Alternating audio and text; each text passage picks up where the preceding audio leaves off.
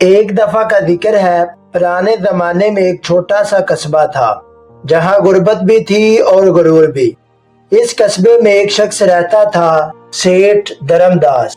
وہ قصبے کا سب سے امیر آدمی تھا، لیکن دل کا اتنا تنگ کہ لوگ کہتے تھے اگر یہ سانس بھی بیچ سکتا تو بیچ دیتا۔ اس کی حویلی اتنی بڑی تھی کہ دور سے دیکھ کے لوگ دنگ رہ جاتے، لیکن اس کے دروازے ہمیشہ بند رہتے تھے۔ وہ کسی کو پانی تک مفت نہ دیتا۔ اسی قصبے میں ایک غریب مزدور بھی رہتا تھا، بابا سلیم۔ وہ نہایت سادہ، نیک اور محنتی انسان تھا۔ ساری زندگی اس نے مزدوری میں گزار دی تھی۔ اس کا ایک بیٹا تھا، حسن۔ حسن اپنے باپ سے بالکل مختلف تھا۔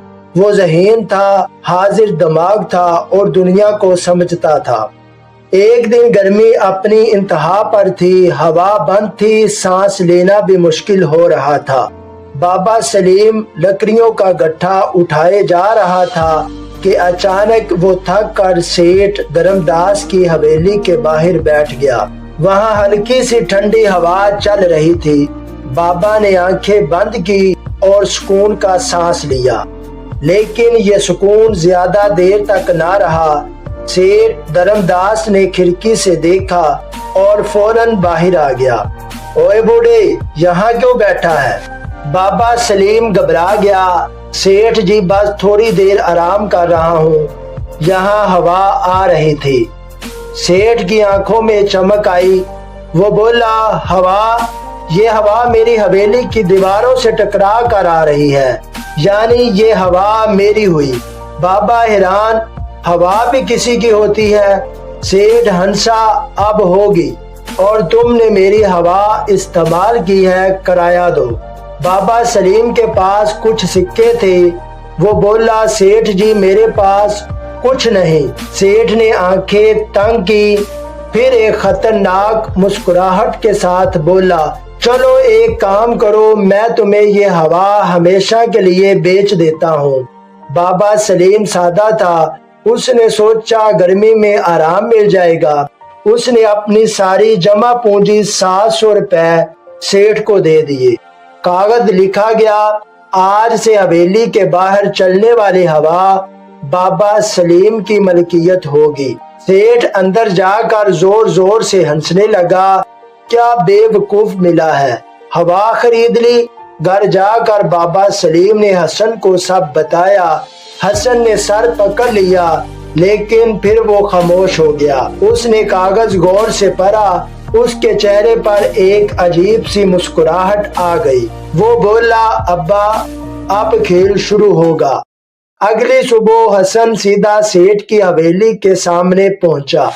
اس وقت ہلکی ہوا چل رہی تھی۔ حسن نے وہاں ایک چارپائی ڈال دی اور لیٹ گیا۔ سیٹھ باہر آیا، اوئے یہاں کیوں لیٹے ہو؟ حسن نے آنکھیں بند رکھتے ہوئے کہا، میں اپنی ہوا میں لیٹا ہوں۔ سیٹھ غصے سے لال، یہ میری جگہ ہے۔ حسن نے کاغذ دکھایا، ہوا میری ہے، اور جہاں ہوا ہوگی وہاں میں ہوں گا۔ لوگ جمع ہونے لگے، سب ہنسنے لگے۔ سیٹھ کو پہلی بار احساس ہوا وہ پھنس چکا ہے، لیکن یہ تو صرف شروعات تھی۔ دوپہر ہوئی، ہوا کا رخ بدلا۔ اب ہوا حویلی کے اندر جانے لگی۔ حسن اٹھا اور سیدھا دروازے کے اندر داخل ہو گیا۔ سیٹھ چیخا، کہاں جا رہے ہو؟ حسن بولا، اپنی ہوا کے پیچھے۔ وہ اندر جا کر سیٹھ کے صحن میں بیٹھ گیا۔ پھر بولا، واہ، یہاں تو ہوا اور بھی ٹھنڈی ہے۔ سیٹھ کے گھر والے پریشان، نوکر حیران۔ پھر حسن نے حد کر دی۔ وہ سیٹھ کی کرسی پر بیٹھ گیا اور بولا، جب تک ہوا یہاں ہے یہ جگہ میری ہے۔ سیٹھ کا دماغ گھوم گیا۔